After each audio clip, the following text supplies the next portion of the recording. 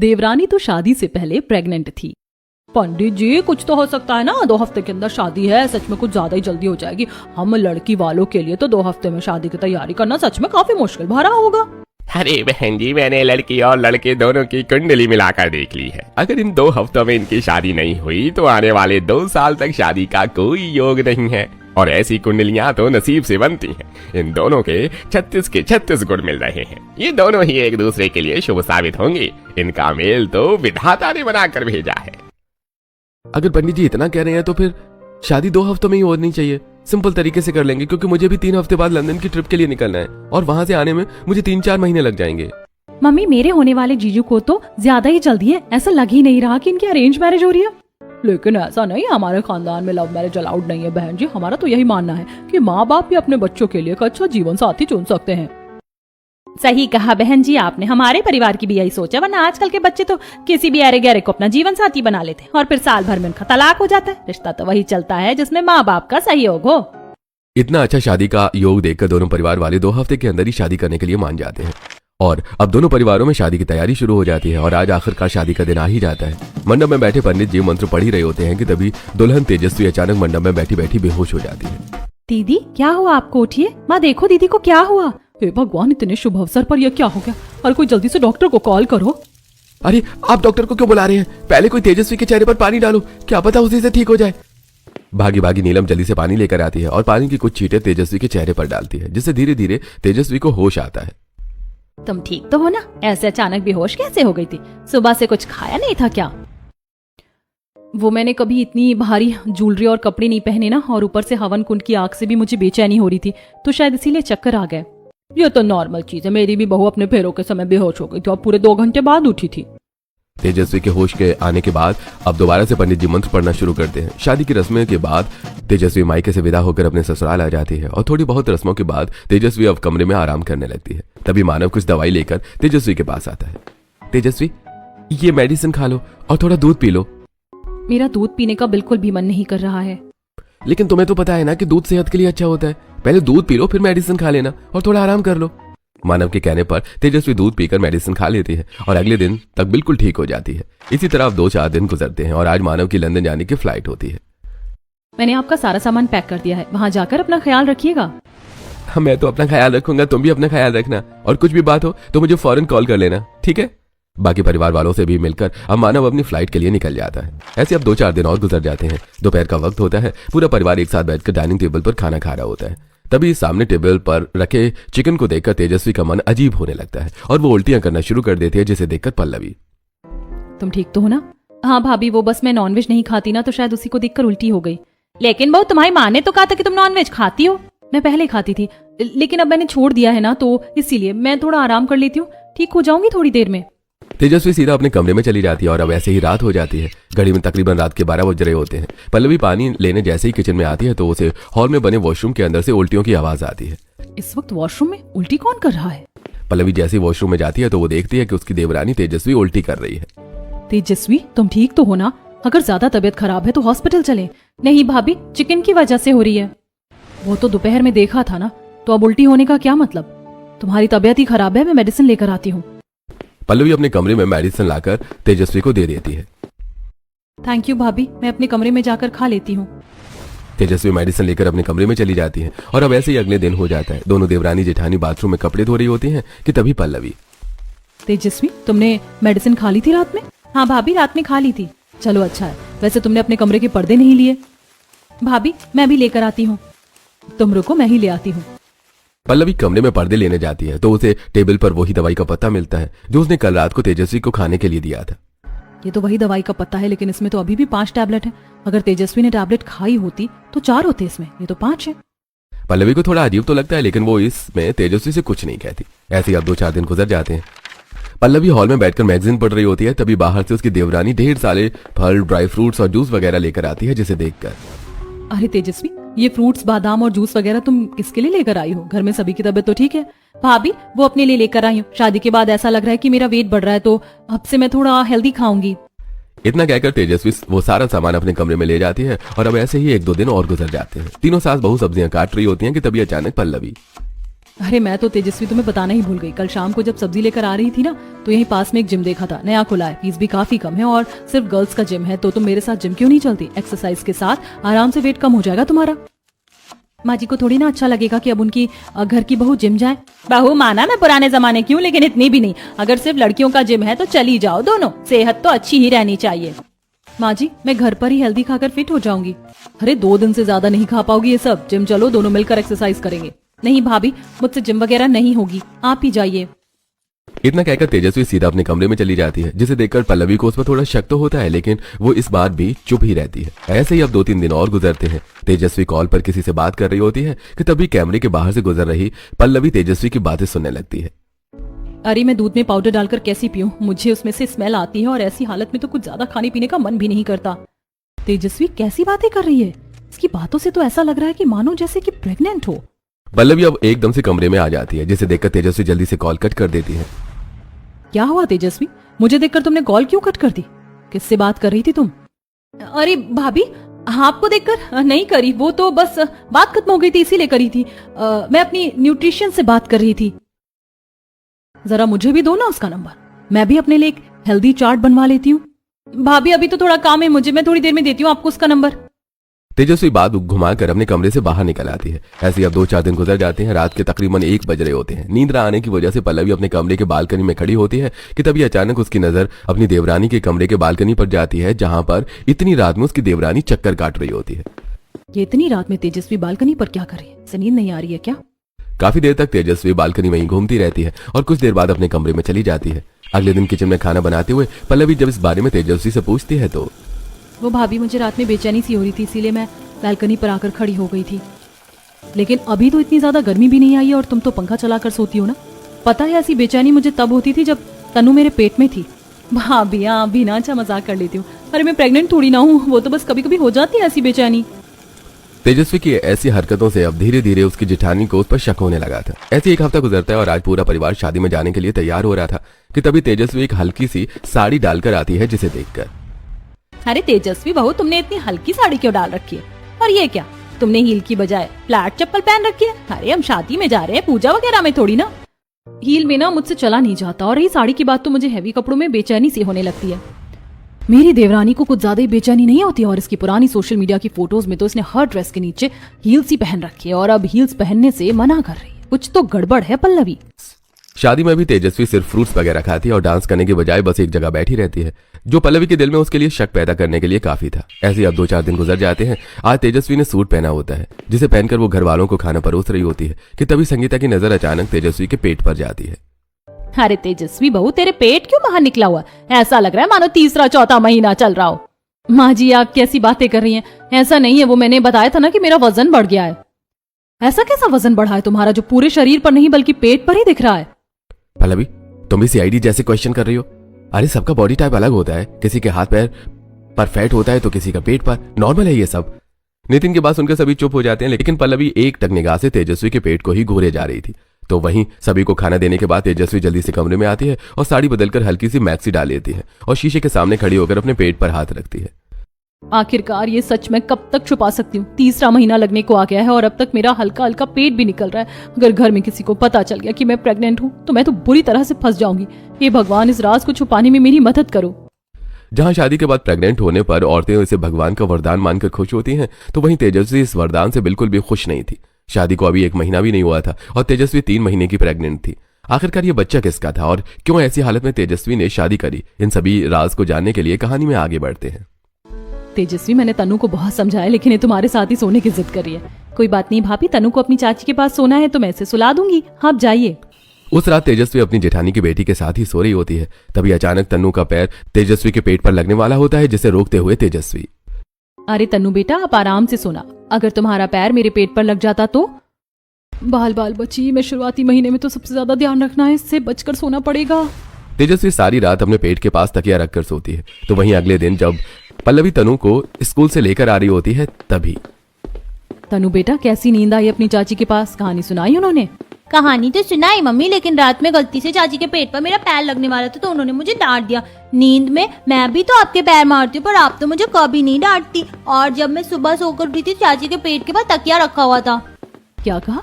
पेट के पास तकिया रखा हुआ था। जब मैं प्रेग्नेंट थी तब मैं भी इस तरह सोती थी, लेकिन तेजस्वी क्यों ऐसे सोती है? तनु की बातें सुनकर पल्लवी थोड़ा सोच में पड़ जाती है। ऐसे ही अब कुछ दिन गुजरते हैं और आज फिर तेजस्वी छत पर खड़ी होकर कॉल पर बात कर रही होती है। आखिरकार मैं कब तक सबसे इसे छुपा पाऊंगी? अगर ससुराल में किसी को पता चल गया तो क्या मुंह दिखाऊंगी मैं सबको? कहीं ये लोग मुझे घर से तो नहीं निकाल देंगे? तेजस्वी कॉल पर बात कर ही रही होती है कि तभी कपड़े सुखाने पल्लवी छत पर आती है, जिसे देखकर तेजस्वी एक बार फिर से अपना कॉल कट कर देती है। तेजस्वी, तुम ठीक तो हो ना? तुम्हें इतने पसीने क्यों आ रहे हैं? और आज तुम किससे बात कर रही थी? फिर से अपनी न्यूट्रिशन से? कुछ नहीं भाभी, वो तो बस ऐसे ही घर में बोर हो गई ना, इसीलिए। और वो तो लंदन से इनका कॉल आया था ना, तो उन्हीं से बात कर रही थी। इतना तो मुझे भी पता है कि मानव से तो बात नहीं कर रही थी। और ये ऐसी किस बारे में बात कर रही थी जिससे उसकी ससुराल में इज्जत नहीं रहेगी? कहीं इसका किसी लड़के के साथ चक्कर तो नहीं चल रहा? पल्लवी, अब तुझे अपनी देवरानी को रंगे हाथों पकड़ना होगा। धीरे धीरे पल्लवी का शक तेजस्वी पर बढ़ता ही जा रहा था। ऐसे ही अब 2-4 दिन गुजरते हैं और आज तेजस्वी सोनोग्राफी के लिए क्लिनिक गई होती है। रिपोर्ट में क्या आया है? मेरा बच्चा कैसा है? देखिए, रिपोर्ट तो आपकी नॉर्मल है, सोनोग्राफी में सब ठीक आया है, लेकिन आपका बीपी काफी डाउन है। लगता है आप कुछ ज्यादा ही स्ट्रेस लेते हैं। देखिए, ऐसी हालत में बॉडी के लिए ज्यादा स्ट्रेस सही नहीं है, बच्चे पर असर पड़ता है इसका। मैं क्या ही बताऊं आपको डॉक्टर कि मैं किन हालातों से गुजर रही हूँ। तेजस्वी अपनी सोनोग्राफी की रिपोर्ट लेकर बाहर आती है और फोन निकालकर किसी को कॉल करती है। हाँ, मैंने करवा लिया टेस्ट, सब कुछ ठीक है। डॉक्टर ने कुछ मेडिसिन दी हैं, लेकिन मैं रिपोर्ट का क्या करूँ? कहाँ रखूँ? इन्हें फेंक भी नहीं सकती, और अगर घर में किसी ने देख लिया तो? कॉल करने के बाद तेजस्वी अब सीधा घर के लिए निकल जाती है और अब साड़ी में अपनी रिपोर्ट छुपाते हुए जल्दी से कमरे में आती है और अलमारी के लॉकर के अंदर उस रिपोर्ट को रख देती है। ऐसा लग रहा है सोनोग्राफी की रिपोर्ट नहीं बल्कि कोई बम रखा है। मैंने बिल्कुल आतंकवादी फीलिंग आ रही थी मुझे। धीरे धीरे बीतते दिनों के साथ साथ अब तेजस्वी घर के कामों को करना काफी कम कर देती है। पूरे दिन कमरे में रहना, खाने बनाते हुए ये घबराना और हर दूसरे दिन उल्टी कर देना, ये देखकर सभी घरवाले काफी परेशान होते हैं। अरे, तेजस्वी की तबीयत कुछ ज्यादा ही खराब रहने लग गई है। मेरे ख्याल से हमें उसे किसी अच्छे हॉस्पिटल में दिखाना चाहिए। मैंने तो खुद बहू को कितनी बार कहा है, लेकिन वो चलती ही नहीं। मेरे ख्याल से उसे मानव की याद आती। शादी के 3 दिन बाद ही तो वो चला गया था। उसे आने में भी अब काफी वक्त है। उसे मानव की नहीं बल्कि अपने बॉयफ्रेंड की याद आती है, तभी तो उससे चुप चुप कर बातें करती है। तेजस्वी, अब मुझे पूरा यकीन हो गया है कि तुम हम सभी को धोखा दे रही हो, और सबसे बड़ा धोखा तो तुमने मानव को दिया है। लेकिन मैं तुम्हें पकड़ कर ही रहूंगी। इसी तरह कुछ दिन गुजरने लगते हैं। तेजस्वी हॉल में झाड़ू लगा रही थी कि तभी अचानक उसे चक्कर आती है और वो बेहोश हो जाती है। हे भगवान, बहू को क्या हो गया? अरे जल्दी से आओ, कोई, बहू बेहोश हो गई है। संदीप की आवाज सुनकर सभी लोग भागे भागे आते हैं और अब सभी तेजस्वी को जल्दी से पल्लवी के कमरे में ले जाते हैं। पानी की छींटे पड़ने पर तेजस्वी होश में आती है और जब घर में रखा बीपी मशीन से सुरेश तेजस्वी का बीपी चेक करता है तो तेजस्वी का बीपी काफी ज्यादा डाउन होता है, जिसे देखकर घर में सभी लोग काफी हैरान होते हैं। हे भगवान, तेजस्वी तुम्हारा बीपी तो काफी ज्यादा लो है। ज्यादा लो बीपी तो प्रेगनेंसी में होता है ना? कहीं तो प्रेग्नेंट तो नहीं? पर शादी के 3 दिन बाद ही तो मानव चला गया था, तो तू इतनी जल्दी कैसे प्रेग्नेंट हो सकती है? मैं प्रेग्नेंट नहीं हूँ, बस मेरे शरीर में थोड़ी कमजोरी आ गई। मैंने डॉक्टर को दिखाया था, उन्होंने कहा नॉर्मल है, बस बॉडी में कैल्शियम की कमी है। अगर इसके शरीर में कैल्शियम की कमी है तो डॉक्टर ने इसे टैबलेट्स तो दी होंगी। वैसे भी ये मेरे कमरे में है, यही अच्छा मौका है इसके कमरे की जाकर तलाशी लो। तेजस्वी, तुम्हारा बीपी लो है ना? मैं तुम्हारे लिए नींबू पानी बनाकर लेकर आती हूँ, उसे पीकर तुम्हें थोड़ा अच्छा लगेगा। नींबू पानी बनाने के बहाने पल्लवी जल्दी से तेजस्वी के कमरे में जाती है। थोड़ा ढूंढने पर पल्लवी को तेजस्वी की अलमारी की चाबी मिल जाती है और जैसी पल्लवी तेजस्वी की अलमारी खोलती है तो उसे वहां ढेर सारी टैबलेट्स मिलती हैं। ये तो कह रही थी कि इसमें कैल्शियम की कमी है, लेकिन यहाँ तो कैल्शियम के साथ साथ विटामिन और बाकी चीजों की कोई दवाई है। ऐसी दवाइयां तो मैं अपनी प्रेगनेंसी के टाइम खाती थी। पल्लवी टैबलेट्स को देख ही रही होती है कि तभी उसकी नजर तेजस्वी के लॉकर पर पड़ती है और पल्लवी जैसे ही उस लॉकर को खोलती है तो आखिरकार उसके हाथों तेजस्वी की सोनोग्राफी की रिपोर्ट लग जाती है, जिसे देखकर पल्लवी के तो पैरों तले जमीन खिसक जाती है। हे भगवान, ये तो सोनोग्राफी की रिपोर्ट है और इस पर तो तेजस्वी का ही नाम लिखा है। इसका मतलब तेजस्वी प्रेग्नेंट है, इसलिए उसे उल्टी, चक्कर आना, जी मचलाना जैसी चीज होती है। लेकिन इस रिपोर्ट के अकॉर्डिंग तो तेजस्वी का 3रा महीना चल रहा है, लेकिन उसकी शादी को तो अभी 1 महीना हुआ। इसका मतलब ये बच्चा मानव का नहीं किसी और का है। हे भगवान, अब मैं क्या करूं? मुझे तेजस्वी को रंगे हाथों ही पकड़ना होगा। ये रिपोर्ट तो मेरे हाथों लग गई, जल्दी से इसकी फोटो ले लेती हूँ। अगर ऐसे ही घर में सब कुछ इसके बारे में बता दिया तो अभी ये पता नहीं चल पाएगा कि किसके साथ इसने अपना मुंह काला किया था। उस लड़के को भी मुझे रंगे हाथों पकड़ना होगा। अपनी देवरानी को उसके बॉयफ्रेंड के साथ रंगे हाथों पकड़ने के लिए पल्लवी उस सोनोग्राफी की रिपोर्ट को वापस लॉकर में रख देती है और अब 24 घंटे तेजस्वी पर नजर रखती है। कहीं बाहर जा रही हो क्या? माँ जी, मैंने बताया था ना कि मैं अपनी सहेली से मिलने जाऊंगी, 2 घंटे में वापस आ जाऊंगी। ठीक है, आराम से जाना। तेजस्वी अब सीधा बाहर आती है और रोड की तरफ जाने लगती है तो वहीं दूसरी तरफ पल्लवी। यही मौका है इसे रंगे हाथों पकड़ने का। ये जरूर अपने बॉयफ्रेंड से ही मिलने जा रही है। अपनी सास की नजरों से छुपते हुए पल्लवी घर के दूसरे दरवाजे से बाहर आती है और जैसी रोड तक पहुंचती है तो देखती है कि तेजस्वी ऑटो में बैठकर वहां से जा चुकी है। ये तेजस्वी तो मेरे हाथों से निकल गई। और तो यहाँ कोई दूसरा ऑटो वाला भी नहीं है। कोई बात नहीं तेजस्वी, तुझे मैं पकड़ कर ही रहूंगी। पल्लवी अब वापस घर में आ जाती है तो वहीं दूसरी तरफ तेजस्वी अब एक कैफे में जाती है जहां वो एक अंकुश नाम के लड़के से मिलती है। मैं कब से तुम्हारा इंतजार कर रहा था। तबीयत कैसी है तुम्हारी? और जो मैंने चीज दी थी वो तो तुम अच्छे से ले रही हो ना? ज्यादा स्ट्रेस मत लेना और दिन में 1 से 2 बार योगा करना। तो मेरा सच में बहुत अच्छे से ध्यान रख रहे हो। बहुत खुश नसीब हूँ कि तुम जैसे इंसान मेरी जिंदगी में है। हाँ, मैंने तुम्हारे लिए जूस ऑर्डर कर दिया है और साथ ही सलाद भी। तुम्हें सब कुछ हेल्दी खाना है। कैफे में लंच करने के बाद अंकुश गाड़ी से तेजस्वी को उसके मोहल्ले के बाहर छोड़ देता है। वहां से तेजस्वी अब पैदल ही पैदल घर आ जाती है, लेकिन पल्लवी अभी भी तेजस्वी का पर्दाफाश करने में ही लगी रहती है। बीतते दिनों के साथ साथ अब बाकी और प्रेग्नेंट महिलाओं जैसी तेजस्वी की भी अलग अलग चीजों को मिलाकर खाने की क्रेविंग शुरू हो जाती है। हाय हाय तेजस्वी बहू, ये क्या खा रही है तू? अचार के साथ पीनट बटर? ये कैसा अजीब स्वाद हुआ। खा तू रही और मुझे देखकर उल्टी जैसा मन हो रहा है। वो मुझे इस तरह की चीज खानी पसंद है। वो तो होगी ही ना, प्रेग्नेंट जो है। मैं भी अपनी प्रेगनेंसी के टाइम पर इतनी अजीब अजीब चीज खाती थी और ये भी खा रही है। इसकी इन सब हरकतों से मुझे शक हो गया, ये मम्मी जी को क्यों नहीं हो रहा है। ऐसे ही अब कुछ दिन गुजर जाते हैं। पल्लवी के पड़ोस में अंकिता नाम की लड़की की आज मेहंदी होती है जिसमें सभी पड़ोस की औरतें नाच गा रही थी। तो वहीं तेजस्वी एक कोने में बैठी होती है जिसे देखकर कुछ औरतें, तेजस्वी तुम क्यों ऐसे बैठी हो? आओ ना तुम भी डांस करो। हाँ तेजस्वी, मैंने तुम्हें अभी तक एक बार भी डांस करते हुए नहीं देखा। आओ ना। भाभी वो मुझे डांस करना नहीं आता, आप लोग करिए ना। अरे ऐसे कैसे नहीं आता, हम है ना, हम सिखाएंगे। चलो जल्दी से आओ। नहीं भाभी मैं यहीं ठीक हूँ, आप लोग करिए ना। पल्लवी जबरदस्ती तेजस्वी का हाथ पकड़कर डांस फ्लोर पर ले जाती है और सबके जबरदस्ती करने पर अब तेजस्वी को थोड़ा डांस करना ही पड़ता है, जिसके चलते उसके पेट में हल्का हल्का दर्द होता है और वो काफी परेशान हो जाती है। और अगले दिन तेजस्वी सीधा अंकुश से मिलने एक पार्क में आती है। तुमने मुझे फौरन कॉल करके बुलाया, सब ठीक तो है ना? कुछ ठीक नहीं है। मैं इस बच्चे को आखिरकार कब तक ऐसे संभालूंगी? कब तक मैं लोगों से सच्चाई छुपाऊंगी? तेजस्वी की ऐसी हालत देखकर अंकुश उसे चुप करवाने लगता है। तो वहीं उस पार्क के एक पेड़ के पीछे खड़ी होकर पल्लवी उनकी फोटो क्लिक कर रही होती है। तुम्हें क्या लगा तेजस्वी कि हर बार तुम घर वालों की नजरों से बचकर इससे मिलने चली जाओगी? आज तो मैंने तुम्हारे आशिक के साथ पकड़ लिया तुम्हें।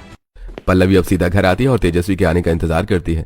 तेजस्वी आती है और आकर वॉशरूम जाती है। फिर पल्लवी देखती है कि तेजस्वी अपने कमरे में नहीं है और उसका फोन बेड पर है। तो जैसे पल्लवी को अकेले में तेजस्वी का फोन मिलता है, वो जल्दी से अंकुश को उसके फोन से मैसेज कर देती है और कुछ घंटे में अंकुश एकदम तेजस्वी के घर पहुंचता है, जिसे देखकर तेजस्वी काफी हैरान होती है।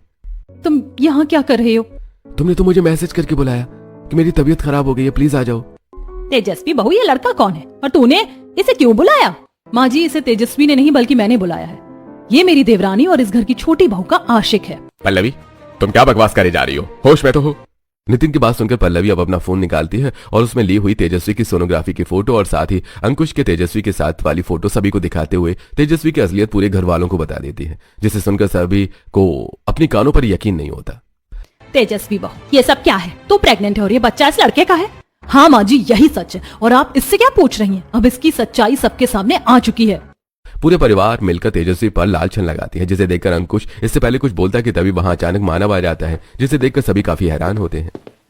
अरे तू यहाँ? तू तो 2 महीने बाद आने वाला था ना, लेकिन अच्छा हुआ तू आ गया। ये देख तेरी पत्नी तेरे पीछे क्या गुल खिला रही है। शादी से पहले ये पेट से थी और ये लड़का इसका आशिक है। माँ पापा, आप लोग जुबान संभाल कर बात करिए, भूलिए मत ये मेरी पत्नी है।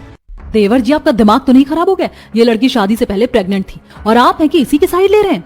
मैं जानता हूँ ये शादी से प्रेग्नेंट थी और ये बच्चा अंकुश का नहीं बल्कि मेरा है। मुझे बहुत डर लग रहा है। अगर मैंने अपने घर में बता दिया कि मैं प्रेग्नेंट हूँ तो मेरे घर वाले मुझे जिंदा जला देंगे। मेरे घर वाले भी ऐसे ही हैं, लेकिन तू फिक्र मत कर। मैं और लड़कों की तरह तुम्हें अबॉर्शन के लिए नहीं बोलूंगा, हम शादी करके ही रहेंगे।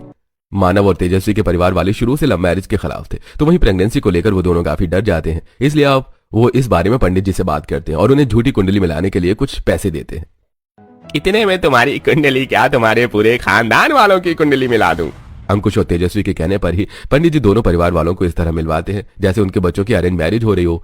वहीं अंकुश भी कोई और नहीं तेजस्वी और मानव का काफी अच्छा दोस्त होता है, जो मानव के लंदन जाने के बाद तेजस्वी का काफी अच्छे से ध्यान रखता है। अंकुश मानव से वीडियो कॉल पर बात करता है और कहता है, और मानव भाई कब आ रहे हो वापस? पता है भाभी रोज आपको कितना याद करती हैं। हाँ मानव, कब आओगे वापस? मुझे तुम्हारी बहुत याद आती है। अरे कुछ समय और, जैसे ही काम खत्म होगा मैं जल्दी वापस आ जाऊंगा। तेजस्वी के पेट में पल रहा बच्चा किसी और का नहीं बल्कि मानव का ही है। ये जानकर सभी घर वालों को काफी बड़ा शौक लगता है। अगर हम आपको शादी के बाद ये बात फौरन बता देते तो आप लोग हमसे रिश्ते नाते तोड़ देते। हमें कुछ समझ नहीं आ रहा था तो इसीलिए हमने ये प्लान बनाया पर हमने तो ये भी सोच रखा था कि मानव के लंदन से आते ही वो मुझे कहीं बाहर ले जाएंगे और 2-3 साल तक हम लोग वहीं रहेंगे ताकि बच्चा भी आसानी से हो जाए और हम लोग आपको एक नई कहानी बता सके। तुम लोगों से गलती हुई है, लेकिन ये बच्चा तो हमारे ही कुल का है ना। सॉरी तेजस्वी, मुझे इस बारे में नहीं पता था। माँ जी, इन लोगों को माफ कर दीजिए, आपको तो खुश होना चाहिए। आपका एक और पोता या पोती आने वाली है। मैं खुश तो तब होती जब तेजस्वी बहू शादी के बाद प्रेग्नेंट होती। शादी से पहले प्रेग्नेंट हुई बहू मुझे नहीं चाहिए। माँ जी, आजकल तो लोग लिविंग में रहते हैं एक दूसरे को जानने के लिए। और तो और बस इस बात को लेकर आप नाराज हैं, लेकिन मैंने तो कई ऐसे लोग देखे जो बिना शादी करे प्रेग्नेंट होकर घूम रहे होते हैं। पल्लवी संगीता को समझाने की काफी कोशिश करती है, लेकिन संगीता मानव और तेजस्वी से नाराज होकर कमरे में चली जाती है। अब ऐसे ही दिन गुजरता है। अगले दिन पल्लवी तेजस्वी को जूस पिला रही होती है कि तभी हाथों में देसी घी का हलवा लिए संगीता एकदम से आती है। जूस बाद में पीना, पहले ये देसी घी में बना हलवा खा ले, बच्चे की सेहत के लिए काफी अच्छा होता है। आप तेजस्वी के लिए हलवा बनाकर लेकर आई हैं, इसका मतलब आपने तेजस्वी को माफ कर दिया। बहू कोई और चारा भी तो नहीं था। मैंने रात भर तेरी बातों को बहुत सोचा। जमाना बहुत बदल गया है। अब जब शादी हो गई है और बहू पेट से है तो हम क्या ही कर सकते हैं। बच्चा भी तो हमारा ही है, इसीलिए बहू मैंने तुझे और मानव को माफ कर दिया है। हाँ जी, सच कह रही है, आपने हमें माफ कर दिया। आज मैं बहुत खुश हूँ, वरना मैं तो सोच सोच के परेशान हो रही थी कि हमें आपकी माफी मिलेगी भी या नहीं। ऐसे दिन गुजरते हैं और तेजस्वी का 7वां महीना लग जाता है और आज उसकी गोद भराई की रस्म होती है, जिसमें मोहल्ले की कई औरतें आती हैं। तुम्हारी बहू प्रेग्नेंट भी हो गई और तुमने हमें बताया नहीं। शादी के इतने जल्दी प्रेग्नेंट होने की क्या जरूरत थी? अरे भगवान का तोहफा ऐसे कैसे ठुकरा देते। मैं तो बहुत खुश हूँ और तुम भी मुंह मीठा करके खुश हो जाओ। संगीता तेजस्वी का अब काफी अच्छे से ध्यान रखती है और आज आखिरकार तेजस्वी एक प्यारे से बेटे को जन्म देती है। अब तेजस्वी अपने पूरे परिवार के साथ हंसी खुशी रहने लगती है।